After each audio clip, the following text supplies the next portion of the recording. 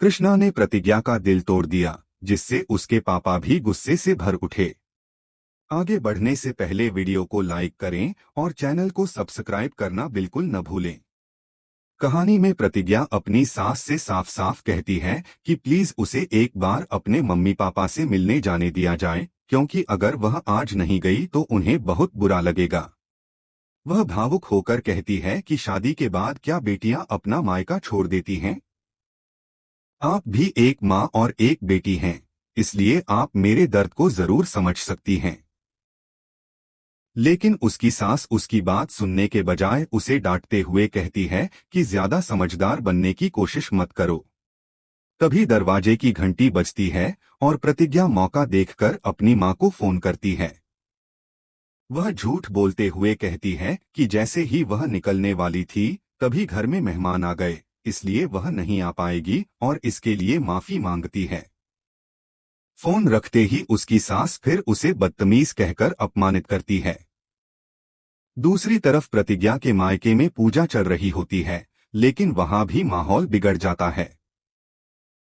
प्रतिज्ञा की सास अपनी ही सास पर चिल्लाते हुए कहती है कि हर समय घंटी बजाती रहती हो और कोई दूसरा काम नहीं है क्या?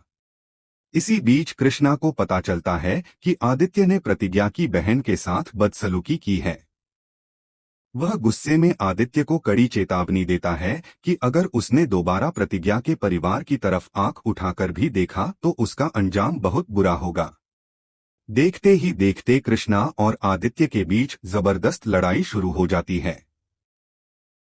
दूसरी ओर प्रतिज्ञा को इस पूरे घटनाक्रम की कोई खबर नहीं होती, क्योंकि उसकी सास लगातार उसे ताने देती रहती है।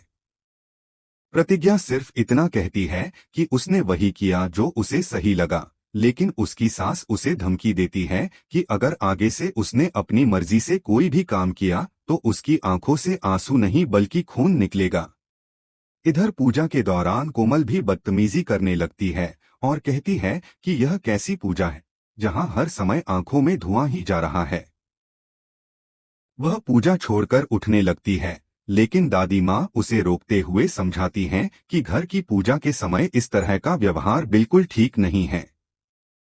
वहीं कृष्णा और आदित्य की लड़ाई और भी खतरनाक हो जाती है। आदित्य कृष्णा पर चाकू निकाल लेता है और कहता है कि वह किसी से डरने वाला नहीं है। कृष्णा भी उसे चेतावनी देता है कि अगर उसने उसके ससुराल वालों की तरफ दोबारा देखा तो वह उसे बिल्कुल नहीं छोड़ेगा। हाथापाई के दौरान कृष्णा के हाथ में चाकू से चोट लग जाती है, लेकिन वह फिर भी आदित्य को जोरदार जवाब देता है। आदित्य बाद में बदला लेने की कसम खाता है और मन ही मन नई चाल चलने का फैसला करता है।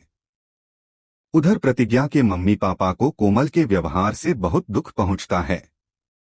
रोली भी कहती है कि उसे बिल्कुल अंदाजा नहीं था कि बात इतनी बढ़ जाएगी।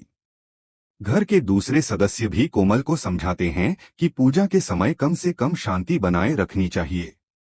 आखिरकार कृष्णा आदित्य को पकड़कर अपने ससुराल ले जाता है और अपने ससुर से कहता है कि यही वह इंसान है जिसने उनकी बेटी के साथ गलत हरकत की थी।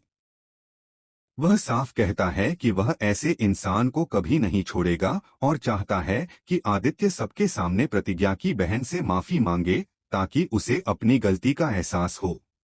प्रोफेसर साहब भी इस पूरी घटना से बेहद गुस्से में आ जाते हैं, जबकि प्रतिज्ञा की बहन साफ कह देती है कि वह ऐसे इंसान से अब कोई रिश्ता नहीं रखना चाहती।